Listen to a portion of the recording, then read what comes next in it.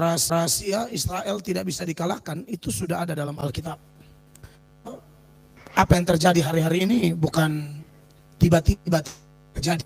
Semua telah dinubuatkan. Sekaligus mengingatkan kita bahwa Alkitab kita itu buku yang luar biasa, terlalu dahsyat. Ya, dan sekaligus mengingatkan bahwa segala sesuatu yang terjadi di hidup kita itu telah dinubuatkan oleh Tuhan. Apalagi berkaitan dengan bangsa pilihan Allah, yaitu Israel. Ini adalah pelajaran bagi orang Kristen supaya kita memahami. Karena saya pribadi sering mendoakan Israel, minta berkat bagi Israel. Dan saya secara terang-terangan juga mengatakan jangan coba-coba mengutuk Israel. Apa dasarnya saya ngomong itu? Doa Israel tapi bukan benci Palestina, ingat ya. Karena di Palestina juga ada orang Kristen, di Gaza juga ada gereja. Jadi urusan kita nih apa? Dengan Israel. Mari belajar Alkitab, apa yang Tuhan ngomong tentang Israel. Ya, dan tentu kalau waktu memungkinkan kita akan buka tanya jawab yang Anda bisa kirimkan di kolom komentar yang ada. Dan tentu dengan hikmat kekuatan Tuhan, saya akan menjawab. Nah, saudara yang diberkati oleh Tuhan Yesus Kristus, seperti yang saya katakan bahwa apa yang terjadi hari-hari ini di sekitar kita, apalagi seputaran Israel, saudara-saudara, itu adalah sesuatu yang sudah dinubuatkan, bukan sesuatu yang kebetulan. Apatah lagi kita berurusan dengan bangsa yang namanya Israel. Alkitab adalah firman-Nya Allah yang sempurna. Tidak ada satu bagian pun yang diberikan kebetulan. Semua betul-betul diilhamkan oleh Roh Kudus. Makanya dalam 2 Timotius 3 ayat 16 kita diingatkan ayat ini ya. Kalau bisa baca dari ayat 15 supaya kita tahu bahwa yang dibahas di sini adalah kitab suci. Silakan. Ingatlah juga bahwa dari kecil engkau sudah mengenal kitab suci. Amin. Yang dapat memberi hikmat kepadamu dan menuntun engkau kepada keselamatan oleh iman kepada Kristus Yesus. Terus? Segala tulisan yang diilhamkan Allah memang bermanfaat untuk mengajar, untuk menyatakan kesalahan, untuk memperbaiki kelakuan, dan untuk mendidik orang dalam kebenaran. Iya, jadi yang saya persoalkan di bagian awal dari ayat 16 ini, segala tulisan itu diilhamkan Allah. Dan tidak ada satu nubuat pun di dalam Alkitab yang dibicarakan, lalu yang bicara atau yang menulis, yang bernubuat asal-asalan. Tidak ada. Semua betul-betul dengan dorongan Roh Kudus. 2 Petrus 1 ayat 20 dan 21, silakan. Yang terutama harus kamu ketahui, ialah bahwa nubuat-nubuat dalam kitab suci tidak boleh ditafsirkan menurut kehendak sendiri. Sebab tidak pernah nubuat dihasilkan oleh kehendak manusia, tetapi oleh dorongan Roh Kudus, orang-orang berbicara atas nama Allah. Iya, jadi saudara-saudara, oleh dorongan Roh Kudus, orang-orang berbicara atas nama Allah. Sebelum saya lanjut, saya mau tanya, apakah suara saya bisa didengar dengan baik ya? Oke. Ini sangat penting kalau live topik-topik apapun, apalagi yang malam ini penting banget. Jadi saya berharap suaranya jelas ya. Saudara, mari kita lanjut. Karena tidak ada orang bicara sembarangan, tapi semua oleh dorongan Roh Kudus. Artinya Allah yang bicara melalui juru bicaranya para nabi. Ya. Peperangan-peperangan yang dialami oleh Israel atau bencana-bencana yang dialami oleh Israel itu tidak kebetulan dan pasti Tuhan pakai nabi-nabinya. Amos pasal 3 ayat 6 dan 7 misalnya dikatakan demikian. Adakah sangkakala ditiup di suatu kota dan orang-orang tidak gemetar? Betul. Adakah terjadi malapetaka di suatu kota dan Tuhan tidak melakukannya? Jadi peperangan-peperangan yang dialami Israel, saya yakin itu ada dalam rencana Allah. Ayatnya yang ke-7 mengatakan begini. Sungguh Tuhan Allah tidak berbuat sesuatu tanpa menyatakan keputusannya kepada hamba-hambanya para nabi. Garis bawahi kalimat ini.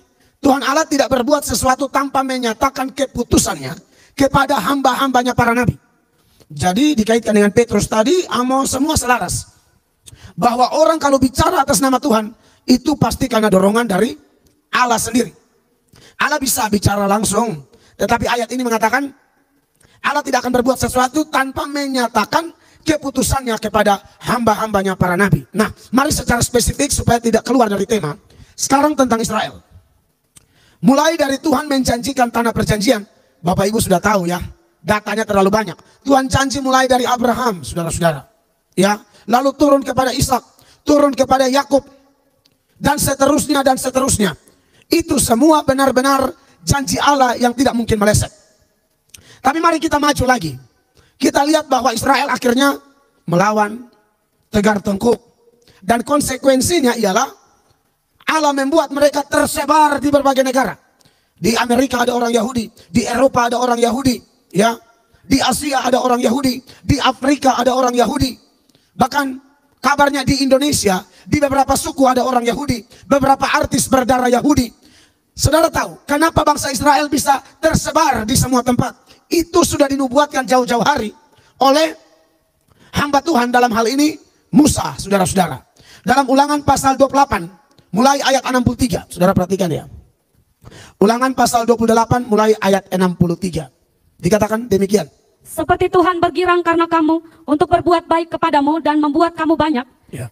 Demikianlah Tuhan akan bergirang karena kamu untuk membinasakan dan memunahkan kamu. Dan kamu akan dicabut dari tanah kemana engkau pergi untuk mendudukinya. Saudara lihat, kamu akan dicabut dari tanah kemana engkau pergi untuk mendudukinya. Maka kita tahu sejarah Israel itu mereka menyebar ke seluruh negeri. Nanti kita bahas sampai mereka pulang kembali ke Palestina. Negara sekarang Israel yang lagi kacau-kacau ini, itu sudah ada semua dalam Alkitab.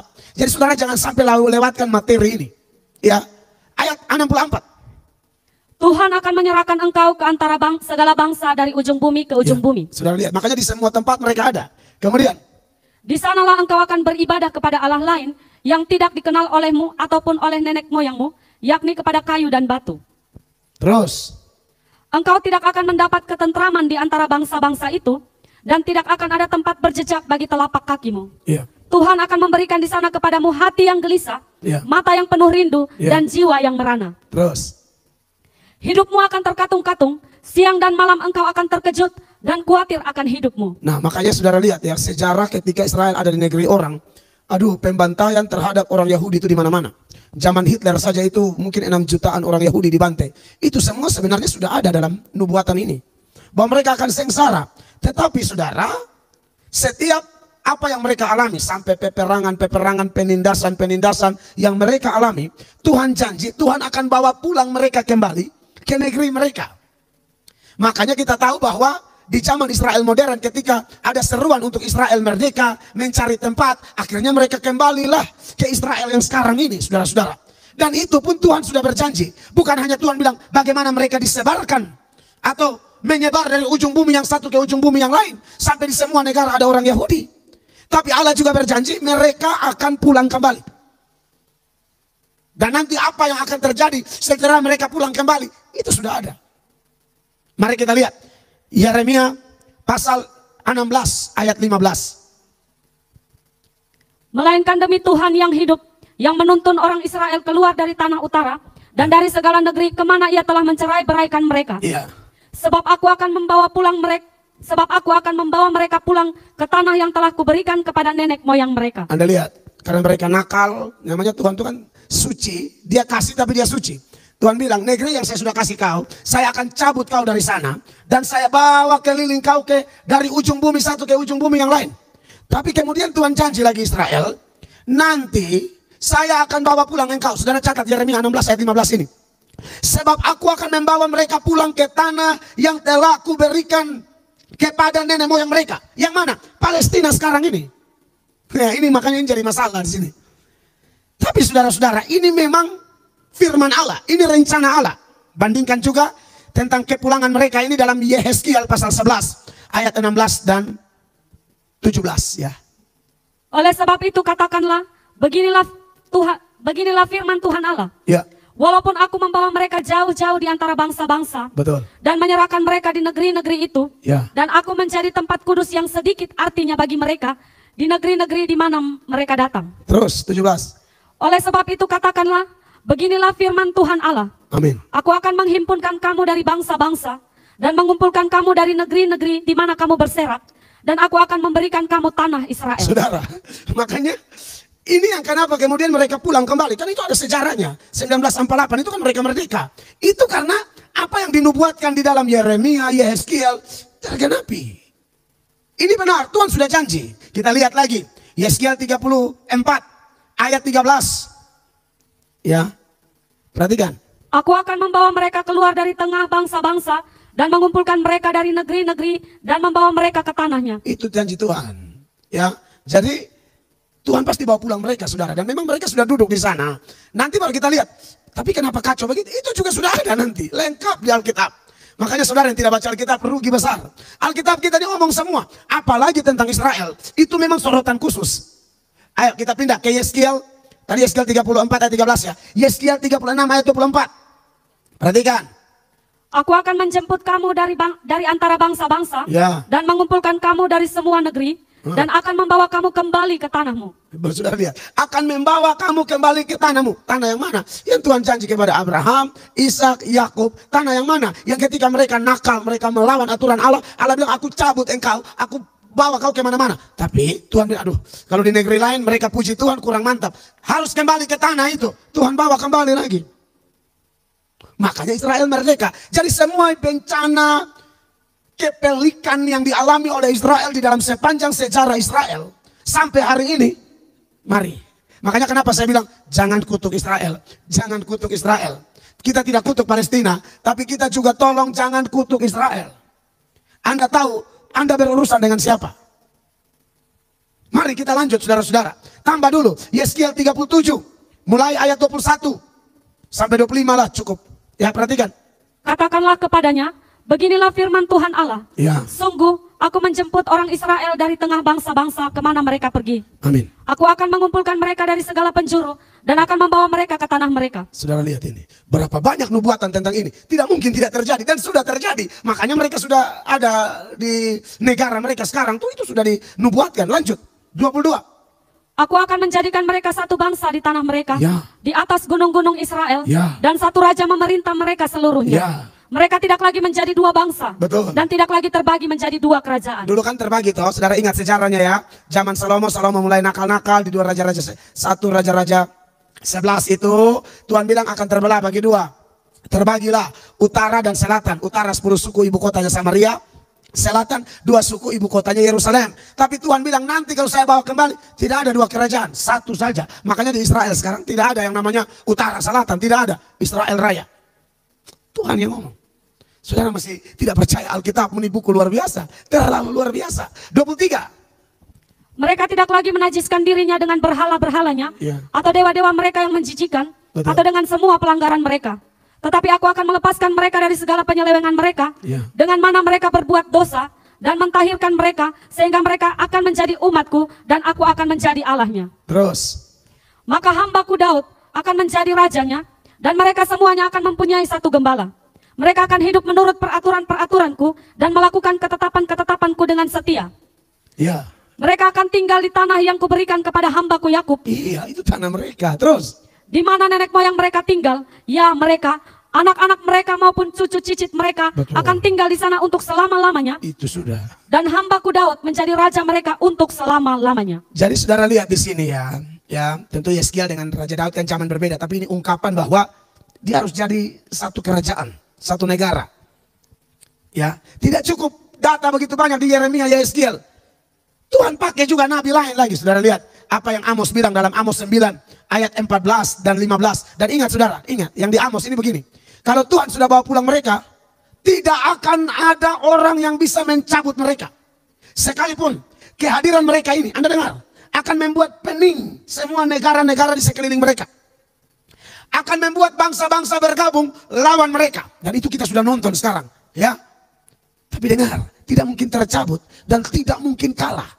Mari kita lihat progres dari nubuatan tentang Israel ini. Mari, fokus ya. Ada minum-minum teh dulu di rumah tuh. Ini kita panas ini malam nih. Haleluya. Ya. Amos 9 ayat 14. Aku akan memulihkan kembali umatku Israel. Yes. Mereka akan membangun kota-kota yang licin tandas dan mendiaminya. Mereka akan menanami kebun-kebun anggur dan minum anggurnya. Mereka akan membuat kebun-kebun buah-buahan dan makan buahnya. Ya. Maka aku akan menanam mereka di tanah mereka. Betul. Dan mereka tidak akan dicabut lagi dari tanah yang telah kuberikan kepada mereka. Tidak bisa. Firman Tuhan Allahmu. Tidak ada yang bisa mencabut mereka lagi dari tanah itu. Tidak akan bisa. Jadi saudara, makanya sia-sia. Mau rudal berapa ratus ribu dari Hamas sana. Susah. Makanya orang tidak mengerti firman, mungkin asal bunyi. Tapi saya, tadi memang video yang saya buat tanggapi itu bendera. Saya lihat mungkin sudah, Anda mau nonton silahkan nonton itu. Tapi memang saya sudah janji bahwa malam ini saya akan buat satu live. Dan kita belajar lebih dalam. Tentang ungkapan-ungkapan dari para pendeta termasuk saya, jangan kutuk mereka. Di belakang mereka tuh Allah pencipta langit dan bumi. Saudara dengar ini. Ya, ini khusus buat orang Kristen. Di luar Kristen yang sudah bergabung ya, Anda mungkin bisa dapat informasi ini. Dan kalau sudah di sana tidak boleh, bahkan tidak ada yang bisa mencabut mereka lagi. Tetapi ini yang terjadi, yang kita lihat sejak Israel merdeka sampai hari ini, kan ada peperangan 6 hari, peperangan Gaza, peperangan sampai sekarang nih mungkin lagi berlangsung rudal-rudal berterbangan ke Israel, atau Israel sedang terbangkan rudal ke Hamas dan lain sebagainya. Anda dengar, tidak ada orang yang bisa melawan Israel. Mereka boleh pening, mereka boleh bergabung melawan dia, tapi saudara lihat nanti api Tuhan itu ya menjilat ke kiri ke kanan. Mungkin api yang sekarang ya Tuhan pakai rudal-rudal Israel. Saudara melihat ayatnya, mari kita maju lagi. Zakaria pasal 12, mulai ayat 1 dahulu ya. Ucapan ilahi, firman Tuhan tentang Israel. Ya. Demikianlah firman Tuhan yang membentangkan langit dan yang meletakkan dasar bumi dan yang menciptakan roh dalam diri manusia. Saudara lihat di sini ya, ayat 1 dimulai dengan ucapan ilahi, firman Tuhan tentang Israel. Jadi ini saya tidak out of context ya, betul-betul firman Allah yang kita kutip. Tuhan ngomong apa tentang bangsa ini dan bangsa-bangsa di sekeliling Israel setelah mereka dibawa pulang, dan Tuhan bilang kamu tidak akan dicabut lagi dari situ, tidak akan. Sampai Tuhan Yesus kembali, tidak mungkin dicabut dari situ lagi. Tapi bagaimana? Yang kita lihat sekarang, orang sekeliling dia rese sekali. Dulu peperangan semua, 10 negara Arab bergabung. Mau Mesir, mau segala macam itu, Yordania, mau Syria, mau semua Irak, segala macam. Anda lihat di sana. Betul bahwa kehadiran mereka bikin pusing itu negara-negara sekeliling mereka. Ayat 2, perhatikan.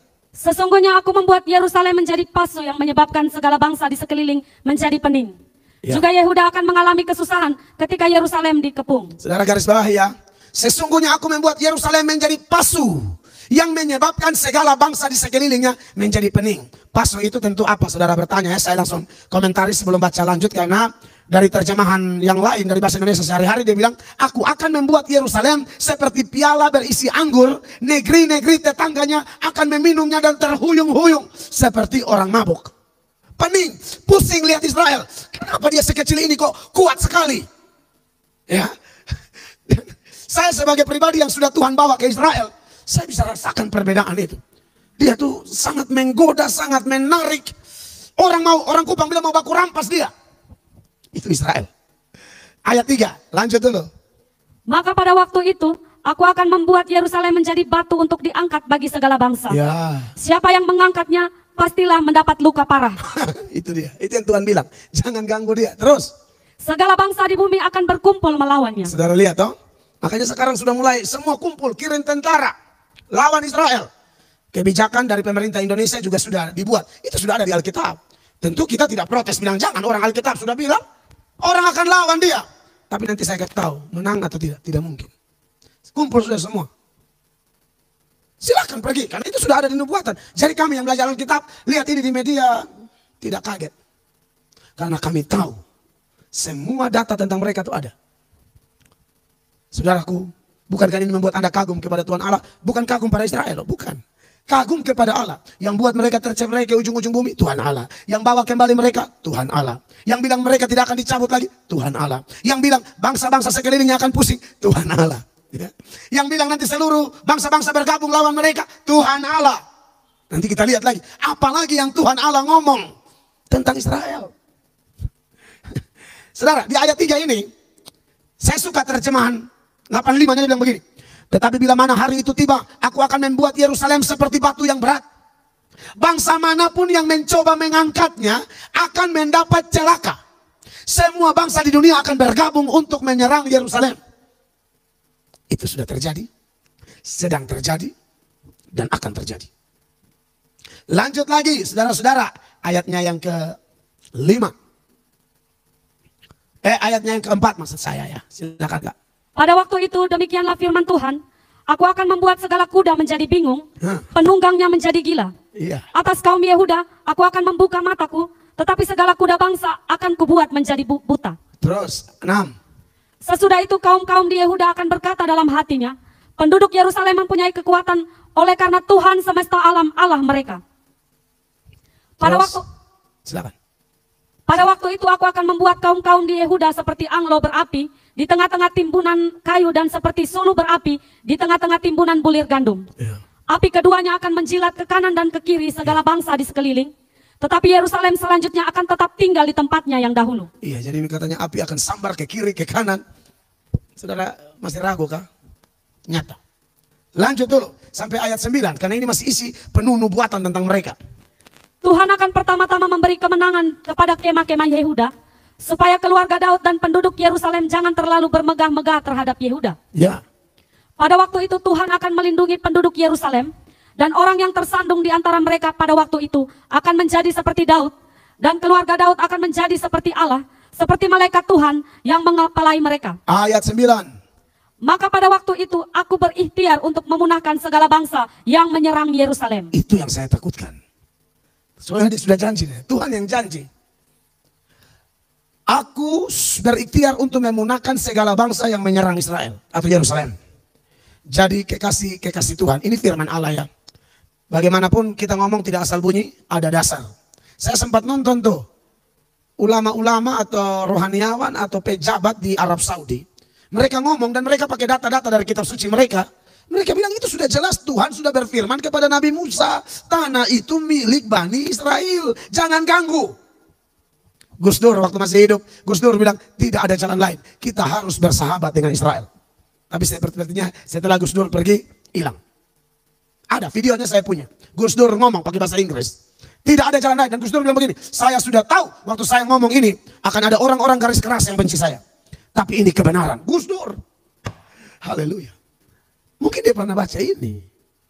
Jadi, kekasih Tuhan, saya rasa live malam ini perlu kita perhatikan baik-baik. Nah, seputaran Zakaria tadi ya, pasal 12 ayat 1 sampai ayat 9 itu, saya baca komentar dari Wycliffe Bible Commentary. Dia mengatakan begini, aku membuat Yerusalem menjadi pasu yang menyebabkan pening.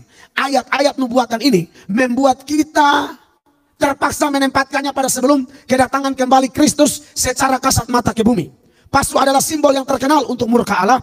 Musuh-musuh yang mengepung Yehuda dan Yerusalem akan diberi pukul.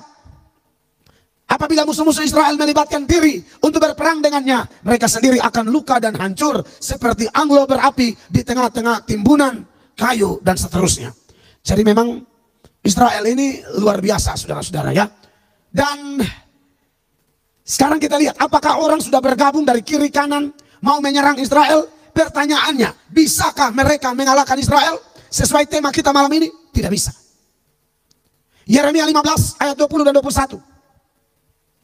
Terhadap bangsa ini, aku akan membuat engkau sebagai tembok berkubu dari tembaga. Yes. Mereka akan memerangi engkau, tetapi tidak akan mengalahkan engkau. Garis bawahi, mereka akan memerangi engkau, tetapi tidak akan mengalahkan engkau. Engkau di sini Israel. Terus. Sebab aku menyertai engkau untuk menyelamatkan dan melepaskan engkau, demikianlah firman Tuhan. Ayat 21. Aku akan melepaskan engkau dari tangan orang-orang jahat dan membebaskan engkau dari genggaman orang-orang lalim. Jadi kekasih-kekasih Allah, bahkan Tuhan berjanji seperti yang saya bilang, bahwa jangankan menyerang, menghina saja, itu berat urusannya.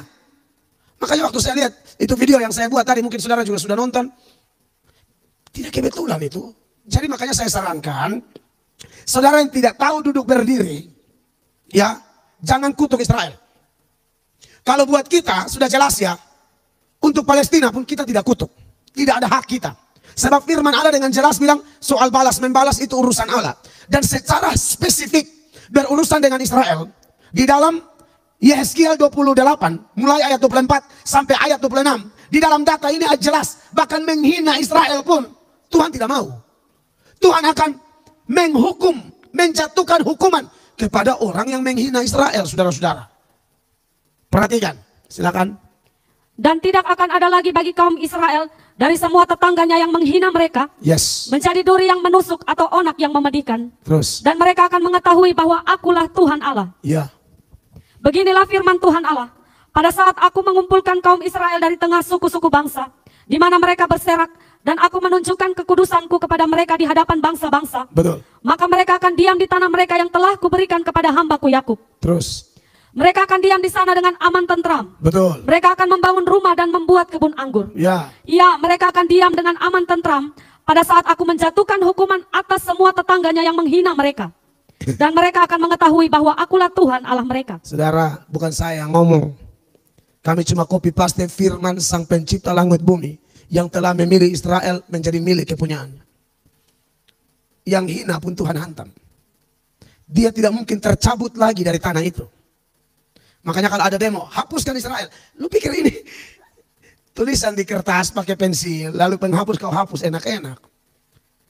Jadi kalau Anda bilang mau hapus Israel, aduh, tidak bisa.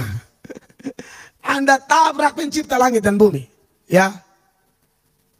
Dan ada yang mau saya omong buat orang Kristen yang nonton malam ini, ya. Saudara, kalau sudah lihat fakta-fakta ini, bahkan katakanlah dari Alkitab, ya, Tuhan Yesus bilang tentang Israel, salah satu tanda zaman Yesus mau kembali, itu kalau Israel sudah mulai alami bencana-bencana. Katakanlah nubuatan khusus di dalam Matius 24 mulai ayat 1. Di sini nanti kita lihat ada beberapa penekanan bahwa ini Tuhan sudah mau kembali ini. Saudara, kalau ikuti pembagian-pembagian zaman, ya. Dari awal zaman, dari Adam dia sampai di Abraham, dari Abraham ke Daud, lalu dari Daud sampai ke masa diam antara Maliaki dan Matius itu silent years. Dari masa diam lalu dia lari kepada zaman Tuhan Yesus, di mana dia lahir, melayani, disiksa, disalibkan, mati dan dikuburkan, kemudian dia bangkit. Lalu ada kehancuran Yerusalem tahun 70 Masehi. Itu yang ada di Matius 24 dinubuatkan. Lalu kemudian dia maju kepada pengembaraan dari Israel yang tadi menyebar ke sana kemari, ya. Kemudian dia pulang kembali dan terbentuknya negara baru. Berarti waktu yang sisa ini Tuhan sudah mau kembali. Dikit, pendek sekali. Untuk itu membuat kita paham dan berjaga-jaga. Mari kita bandingkan dulu dengan Matius 24. Mulai ayatnya yang pertama. Perhatikan, dikatakan demikian. Sesudah itu Yesus keluar dari bait Allah lalu pergi. Ya. Maka datanglah murid-muridnya dan menunjuk kepada bangunan-bangunan bait Allah. Terus? Ia berkata kepada mereka, kamu melihat semuanya itu? Aku berkata kepadamu, sesungguhnya tidak satu batu pun di sini akan dibiarkan terletak di atas batu yang lain. Semuanya akan diruntuhkan. Ini bicara runtuhnya bait Allah. Nah, posisi bait Allah yang runtuh betul-betul tidak ada. Sampai sekarang lokasi itu berdirilah Masjid Al-Aqsa. Yesus sudah ngomong ini akan runtuh semua. Rata. Saudara lihat apa yang kebetulan? Tidak ada. Semua benar-benar dinubuatkan. Lalu dia lanjut di ayatnya yang ketiga. Ketika Yesus duduk di atas bukit Zaitun, datanglah murid-muridnya kepadanya untuk bercakap-cakap sendirian dengan dia. Ya. Kata mereka, katakanlah kepada kami, bila manakah itu akan terjadi, dan apakah tanda kedatanganmu dan tanda kesudahan dunia? Saudara lihat ya, ini kita lagi bicara apa yang dialami oleh Yerusalem Israel, dikaitkan dengan tanda-tanda kiamat. Tanda-tanda kedatangan Yesus yang kedua. Murid-murid mulai tanya nih, katakanlah kepada kami, bila manakah itu atau kapan akan terjadi dan apakah tanda kedatanganmu dan tanda kesudahan dunia? Kita percaya Tuhan Yesus kembali. Kalau tidak salah mungkin orang Islam juga percaya kalau Nabi Isa kembali kiamat. Karena dia Imam Mahdi atau apalah begitu, saya kurang mengerti. Tapi kalau di Alkitab kita jelas gitu lah ya. Nah, apa tandanya? Langsung kita lompat ke ayat 15. Ayat 15 dari Matius 24, silakan Kak. Jadi apabila kamu melihat pembinasa keji berdiri di tempat kudus, ya. Menurut firman yang disampaikan oleh Nabi Daniel, ya. Para pembaca hendaklah memperhatikannya. Ya. Kemudian ayatnya yang ke langsung 32 coba. Para pembaca perhatikan ayat 32. Tariklah pelajaran dari perumpamaan tentang pohon ara. Ya. Apabila ranting-rantingnya melembut dan mulai bertunas, kamu tahu bahwa musim panas sudah dekat. Oke. 33. Demikian juga jika kamu melihat semuanya ini, ketahuilah bahwa waktunya sudah dekat, sudah diambang pintu. Sampai di situ. Jadi saudara lihat ini ya.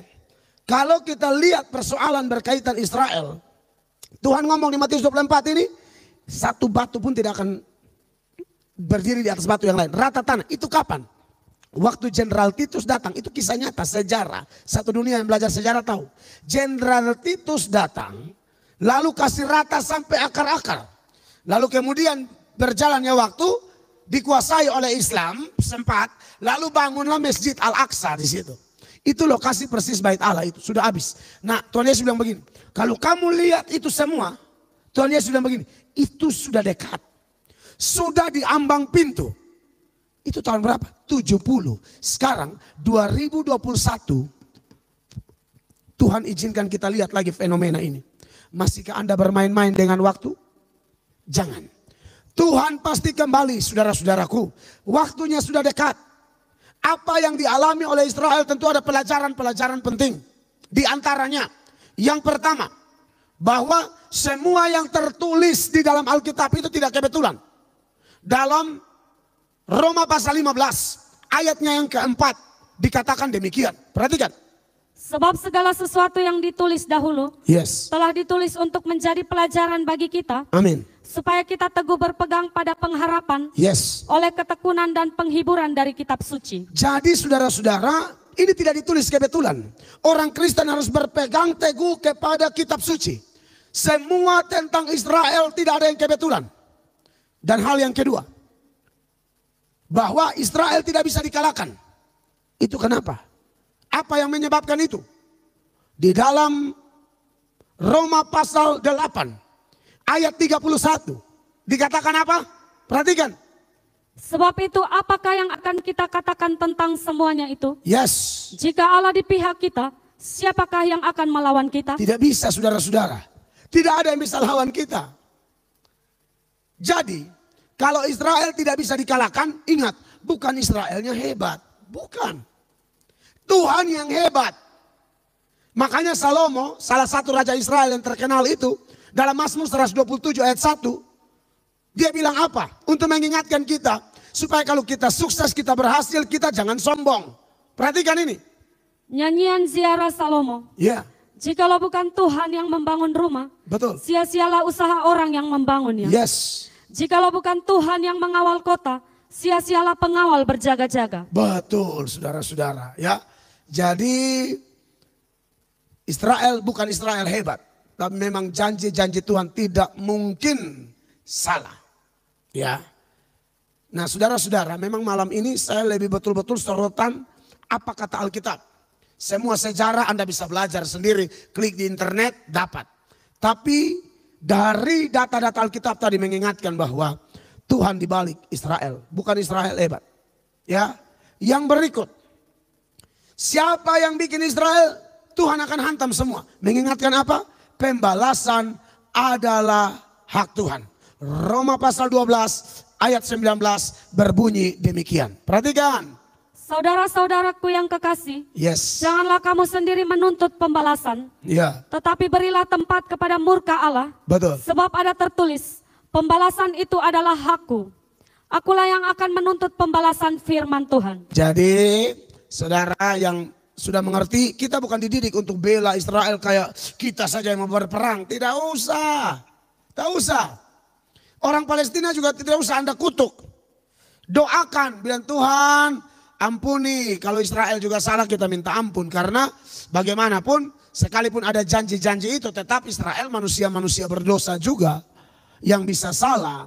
Jadi kita tidak membela membabi buta di mana kalau ada data dan memang itu data benar misalnya tentang Israel melakukan pelanggaran hak asasi manusia misalnya, oh itu orang Kristen tidak perlu bela yang begitu-begitu. Tapi tetap kita tidak disuruh mengutuk. Dosa tetap dosa, tapi jaga mulut kita, belajar Alkitab baik-baik, dan urusan kita mendoakan Israel supaya segala sesuatu yang menjadi rencana Tuhan pasti tergenapi. Saya lihat ada yang masuk mengatakan ada saatnya hancur, tidak akan. Kau mengigo tuh, tidak bakalan.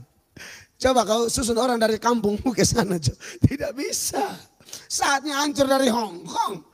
Saya ngomong ini karena saya terlalu percaya firman Allah. Dan Allah yang ini Allah satu-satunya Allah pencipta langit bumi dalam nama Tuhan Yesus. Semua data yang saya munculkan malam ini tidak ada satupun yang meleset. Ya. Jadi saudara-saudara tetap hormati, dan yang berikut pelajaran pentingnya ialah siapkan dirimu orang percaya. Jangan kotori dirimu dengan dendam, balas jahat dengan jahat. Buat Anda yang Kristen di Indonesia, urus negara kita. Doakan Israel, doakan Indonesia, doakan juga Palestina. Itulah peperangan rohani, bukan peperangan jasmani. Ya, oke, mungkin sudah ada pertanyaan, saya beri kesempatan untuk kita jawab dulu pertanyaan-pertanyaan ya. Yang kalau bisa sesuai konteks aja ya, silakan. Baik, pertanyaan yang pertama dari Maria Mainake. Ya, silakan Maria. Shalom Pak Pendeta. Shalom.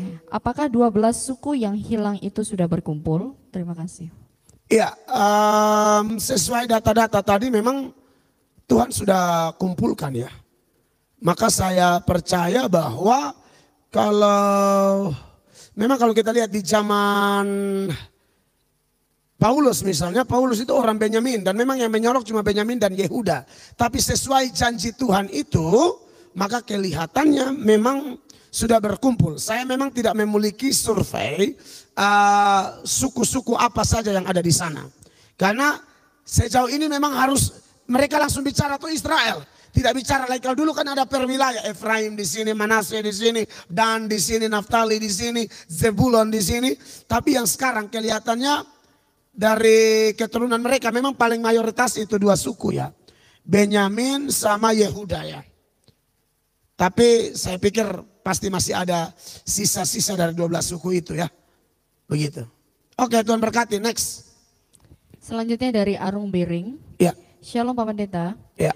Apakah Israel modern sekarang ini masih tetap bangsa pilihan? Terima kasih. Iya, secara rohani sudah tidak lagi. Karena semua yang menjadi hak-hak mereka itu sudah dipindahkan ke gereja ya. Mari kita lihat di dalam 1 Petrus ya. Tunggu saya tunjukkan ayatnya supaya kita lihat dulu. Ya, 1 Petrus pasalnya yang kedua, ayatnya yang ke-9. Tapi sebelumnya saya minta kita lihat data yang lain dulu ya. Tentang Israel ini. Misalnya dalam Keluaran pasal 19 ayat 5 dan 6. Nanti baru kita lihat penggenapannya atau kaitannya dengan Petrus tadi. Perhatikan. Jadi sekarang jika kamu sungguh-sungguh mendengarkan firman-Ku Yes. dan berpegang pada perjanjian-Ku, maka kamu akan menjadi harta kesayangan-Ku sendiri dari antara segala bangsa, sebab akulah yang empunya seluruh bumi. Ya. Terus 6.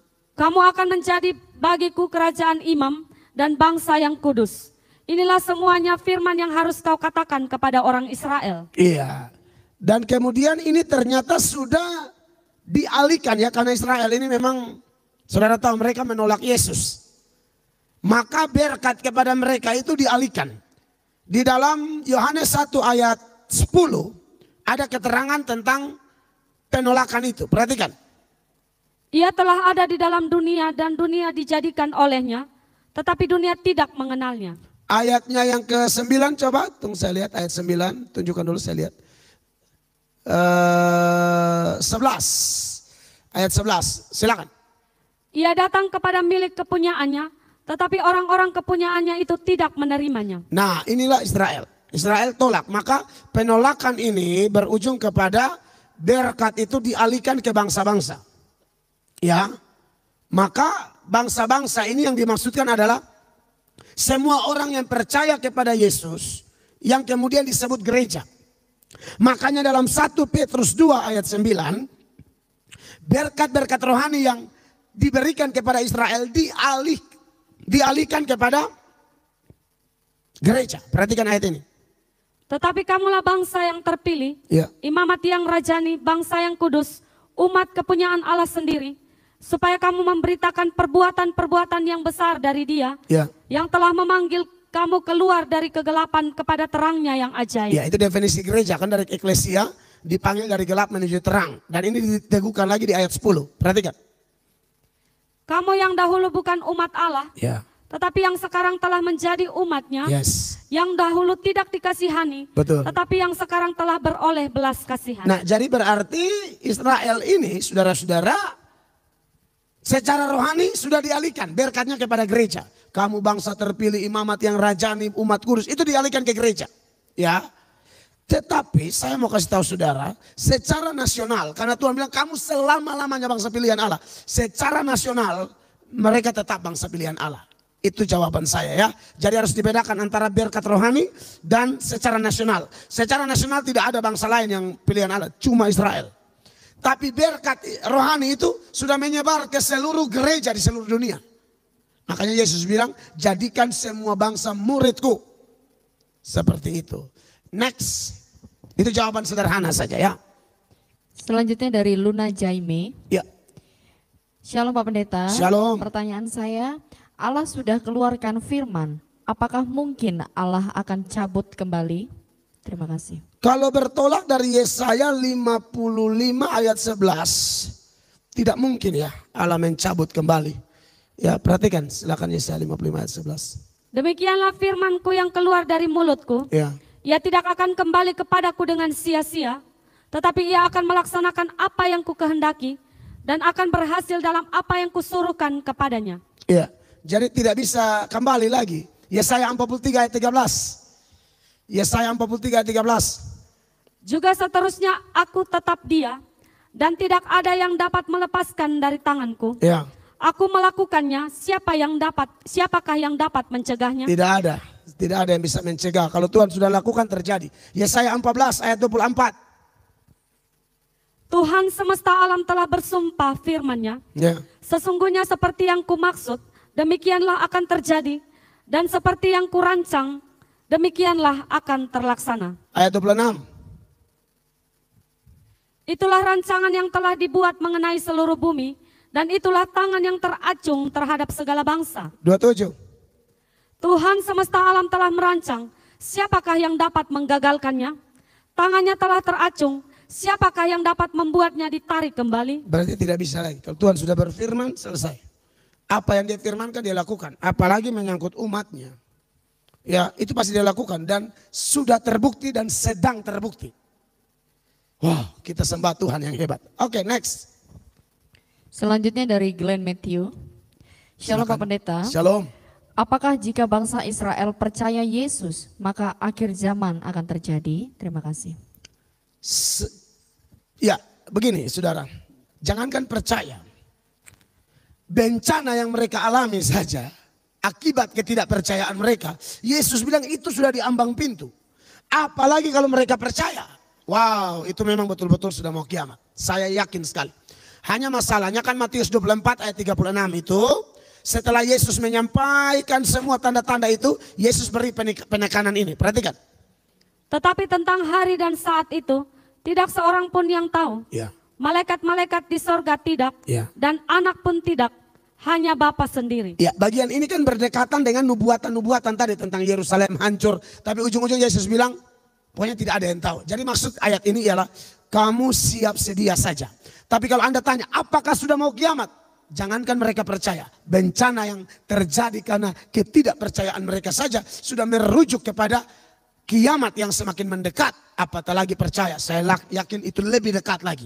Makanya kita kalau dengar ini, kita lihat nonton di berita, lalu kita tinjau menurut kitab suci, lebih baik bertobat. Bagi yang belum bertobat, semakin cinta Tuhan. Bagi yang sudah bertobat, itu penting. Next. Selanjutnya dari Lodi Narakaha. Ya, Lodi Narakaha, silakan saudara. Selamat malam Pak Pendeta. Malam.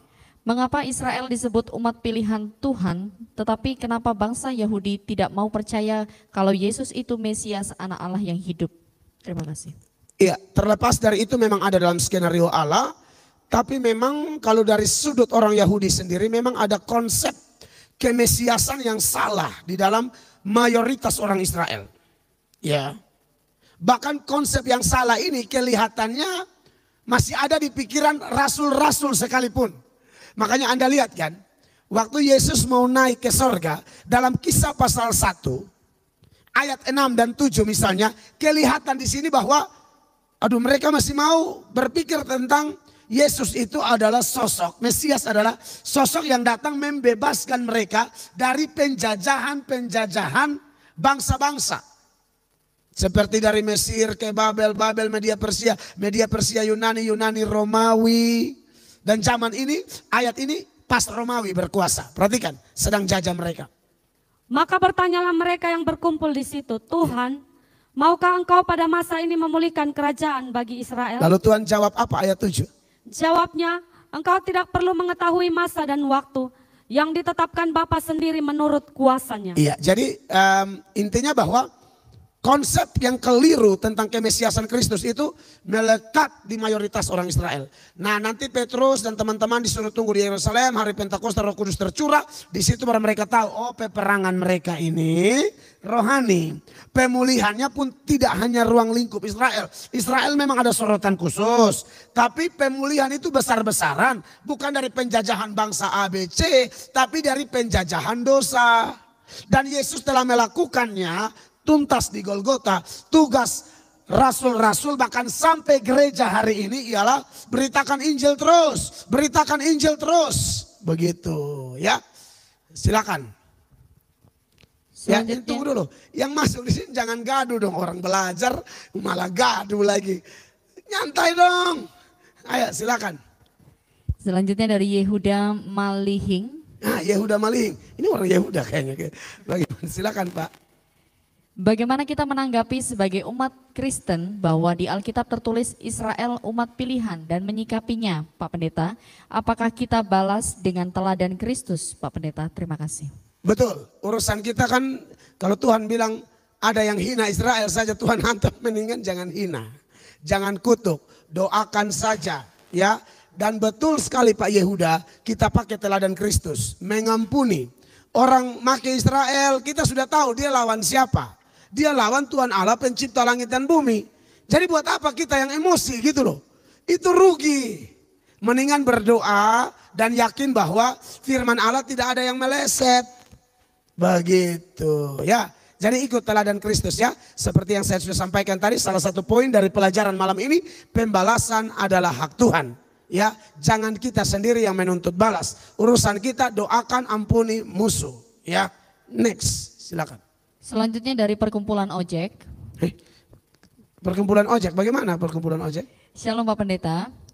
Apa hubungan Amerika Serikat dan Israel, apakah ada hubungan keluarga? Karena Amerika Serikat yang sangat mendukung Israel. Terima kasih. Iya, saya lihat memang faktor Kristennya itu. Kan itu agama mayoritas Kristen. Dan mereka kan tahu ayat-ayat yang tadi saudaraku. Amerika itu berdiri rumusannya Alkitab. Ya, rumusannya Alkitab. Dan mereka selalu berdoa buat Yerusalem. Karena mereka tahu memberkati Yerusalem diberkati, kutuk dikutuk. Coba kita juga tahu itu kan. Saya pikir kita lebih aman sebenarnya. Makanya Amerika, Australia, pokoknya negara-negara mayoritas Kristen tuh. Mereka tahu Alkitab, jangan cari hal gitu loh. Kalau hubungan keluarga begini ya. Kalau kita lihat anak-anak siapa? Nuh. Itu kan ada Sem, Ham, Yafet. Sem itu yang Asia, Ham itu yang Afrika, Yafet itu yang Eropa. Nah Eropa ini kan menyebar kemana-mana, termasuk di Amerika itu kan orang Eropa, Inggris sama Australia. Kalau di Amerika itu orang Inggris bertobat, yang di Australia ini yang Inggris nakal, yang dibuang ke Australia. Nah mereka ini Yafet, jadi mereka tahu bahwa Israel ini mereka saudara laki-laki, ya saudara. Kalau ikut Alkitab saudara, begitu ya. Kita ini kan anak-anak tetangga semua lebih baik. Kita sudahlah, kita juga saudara. Kita kan Asia toh. Pasti kita dari itu 3 anak, sudah mau siapa lagi. Ya, tidak ada bilang jangan sampai saya dari Obajo. Tidak ada. Ya, oke. 1 atau 2 pertanyaan lagi lalu kita akan close ya. Silakan, ini tambah enak ya, tambah lama ya. Silakan. Baik, pertanyaan selanjutnya dari Pak Tafep Yulianto. Ya Pak, silakan. Shalom Pak Pendeta. Shalom Pak. Bagaimana kehidupan bangsa Israel sekarang? Apakah mereka masih benar atau sudah hidup menyimpang di depan mata Tuhan? Dan apa resikonya? Terima kasih. Kalau saya lihat mereka menyimpangnya sangat berat Pak. Dan penyimpangan terbesar, dosa terbesar mereka adalah belum menerima Yesus itu Pak. Itu dosa terbesar mereka. Nah kalau orang sudah tidak punya Yesus itu bahaya sekali Pak. Mereka akan berusaha selamat dengan usaha mereka dan lain sebagainya. Makanya kita yang sudah dapat Yesus, kita kasihan lihat mereka sebenarnya. Dan kita harus berdoa buat Israel Pak. Makanya saya di Israel, waktu saya ke Israel itu saya berdoa buat negara ini. Karena faktanya Israel asli di Israel sekarang dari 9 jutaan penduduk itu baru 10 ribuan atau mungkin belasan ribu. Yang Kristen lahir baru, yang terima Yesus dan memiliki Roh Kudus, Pak.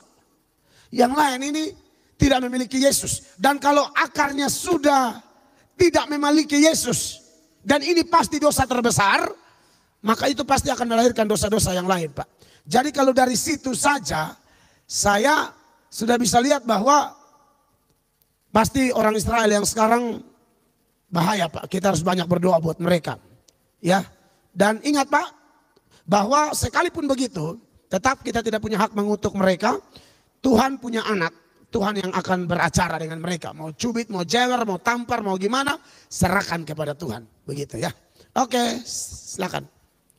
Pertanyaan terakhir dari Fanny May. Ya. Shalom Pak Pendeta. Shalom. Mengapa Israel menyerang Palestina? Apakah karena tanah itu milik orang Israel? Apa itu cerita di Alkitab tanah Kanaan yang dijanjikan Tuhan untuk Abram? Terima kasih. Itu dia. Itu tanah Kanaan. Dan memang ada dorongan-dorongan sejarah, bahkan mungkin kitab suci juga yang membuat Israel melakukan agresi-agresi tersebut. Tapi duduk berdiri perkaranya seperti apa? Apakah Israel memulai dahulu atau Palestina memulai dahulu? Ini simpang siur. Kalau dari informasi yang kami dapat nonton dari orang Israel asli yang bisa bahasa Indonesia, mereka bilang Palestina yang cari hal dahulu. Kalau versi orang-orang yang pro Palestina lagi lain lagi.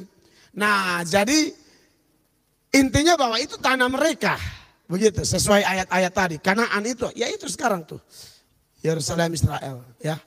Jadi ya, kita berdoa saja dan persiapkan diri seperti yang saya bilang tadi ya. Mungkin hanya itu sampai di sini dulu malam ini. Nanti kami lihat perkembangan dari masukan-masukan Anda, kami akan live lagi dengan data-data yang lebih komplit sehingga lebih memberkati Anda semua. Mari kita berdoa. Bapa di sorga, segala puji, hormat, sembah, syukur, kemuliaan bagi Allah. Allah yang hidup, Allah yang ajaib, Allah yang luar biasa. Tuhan, hamba dan tim tidak sempurna dalam melakukan pelayanan malam ini. Oleh karena itu Allah yang sempurna, sempurnakanlah menjadi berkat bagi setiap orang. Ampuni kekurangan kelemahan kami sepanjang acara ini ya Bapa. Hamba berdoa buat semua saudara hamba yang mengikuti live ini. Tuhan diberkatilah mereka semua. Dihapuskanlah segala kebencian. Entah kepada Israel, entah kepada Palestina. Tidak boleh ada dalam diri kami. Apalagi kami orang Indonesia. Kami tidak mau gara-gara Israel dan Palestina. Lalu kami di Indonesia pun satu tidak menghargai yang lain. Kami tolak segala potensi-potensi perpecahan gara-gara hal ini. Dalam nama Yesus.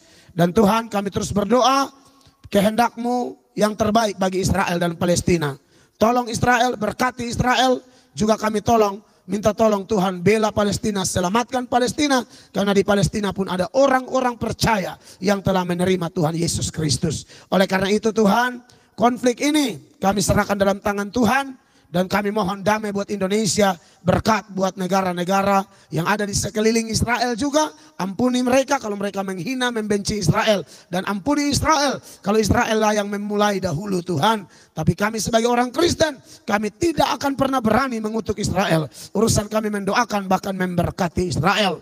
Ya Bapa di sorga, diberkatilah semua yang ikut live. Yang lemah Tuhan kuatkan, yang jatuh Tuhan angkat kembali, yang berdosa Tuhan ampuni, yang sakit Tuhan sembuhkan. Pemulihan terjadi bagi semua saudara hamba ini. Biar Indonesia tetap bersatu, nama Tuhan dipuji dipermuliakan. Dalam nama Yesus kami berdoa dan mengucap syukur. Haleluya. Amin.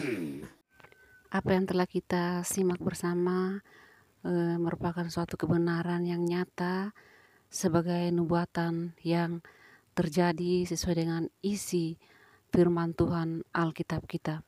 Firman Tuhan adalah kebenaran, bukan sekedar cerita atau dongeng atau fiksi. Firman Tuhan adalah suatu kebenaran yang sungguh-sungguh nyata.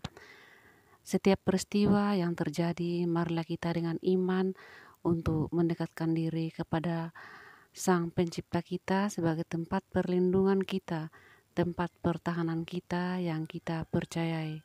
Dialah tempat perlindungan kita, dialah tempat perisai kita dan pagar tembok yang melindungi kita dari segala kedahsyatan malapetaka. Marilah kita hidup sesuai dengan kehendak firman Tuhan untuk mengasihi sesama kita sekalipun musuh-musuh kita, sebab itulah ajaran yang benar. Shalom. Tuhan Yesus memberkati kita.